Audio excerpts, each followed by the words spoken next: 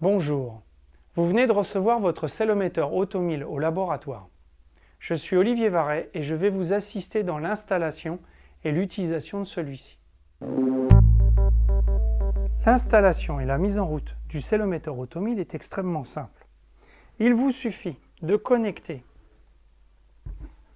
l'alimentation sur la face arrière du cellomètre comme je le fais maintenant. Et ensuite de brancher cette alimentation sur une prise de courant 220 volts. La mise en route du cellomètre Automil se fait tout simplement en appuyant sur le bouton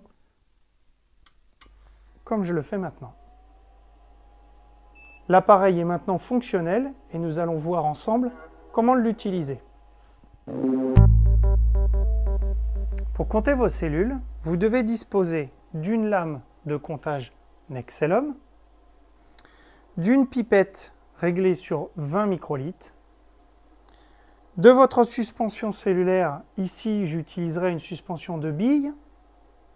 Cette suspension cellulaire doit être préalablement homogénéisée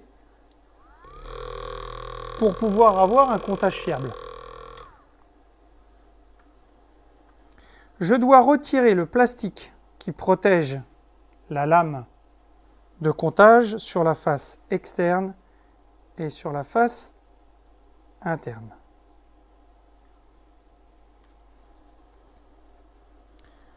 Je pipette 20 microlitres de ma suspension cellulaire. Ces 20 microlitres sont déposés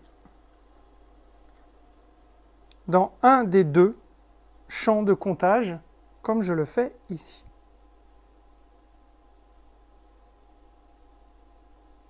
La suspension cellulaire rentre dans la chambre de comptage par capillarité.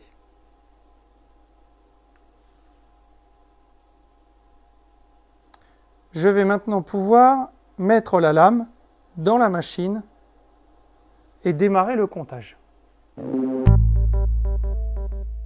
Pour dénombrer vos cellules et calculer la concentration totale, je vais sélectionner le protocole Cell Line Total Cell Concentration. En cliquant sur Preview, je visualise la suspension cellulaire et si nécessaire, je peux ajuster la netteté de l'image avec les deux boutons du réglage grossier ou les deux boutons du réglage fin. Je débute le comptage en cliquant sur Count. Le logiciel du cellomètre mini va dénombrer les cellules de l'échantillon et calculer automatiquement la concentration obtenue. Dans ce cas, nous avons 871 cellules pour une concentration totale de 2,5 millions de cellules par ml et un diamètre moyen des cellules comptées de 11 microns. Tous les résultats sont accessibles grâce au bouton Details. En cliquant sur View Counted Image, je peux voir les cellules comptées. Celles-ci sont entourées par un cercle vert. En cliquant sur Zoom Plus, je vais m'assurer de la bonne qualité du comptage. Si je sélectionne View Size Histogram, je peux afficher la distribution de taille des cellules comptées. Pour sauvegarder l'ensemble des résultats, je clique sur Save Copy of Data. Je peux ainsi sauvegarder le tableau de résultats. Je peux également sauvegarder les images brutes dans différents formats et je peux sauvegarder les images comptées. Je clique sur Save et je crée un fichier test 12. L'ensemble des résultats est sauvegardé sur votre ordinateur. Enfin, si je souhaite afficher le tableau de résultats avec l'ensemble des comptages réalisés, je clique sur View Data File. Je peux consulter les résultats des différents comptages réalisés. Pour effectuer le comptage sur un nouvel échantillon, je clique sur Return, Next Sample. Pour compter les cellules vivantes et les cellules mortes d'une suspension cellulaire, je clique sur le protocole Cell Line Viability Trip and Blue.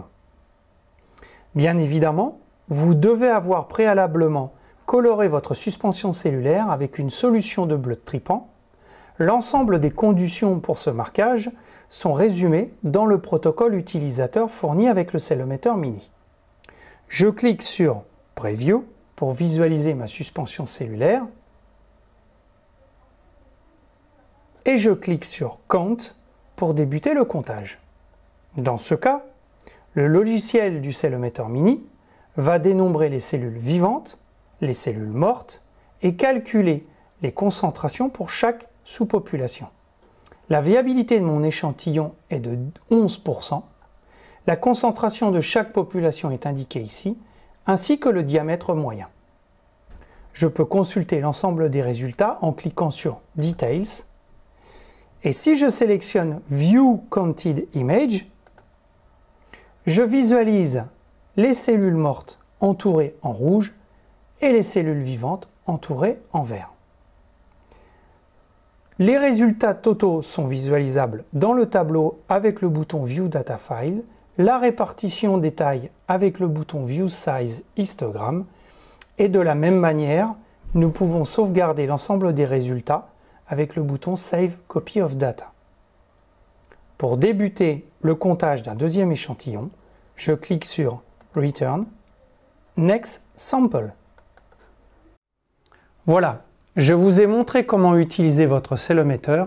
Faites-en bon usage et pour toute question technique, vous pouvez nous contacter aux coordonnées qui vont suivre.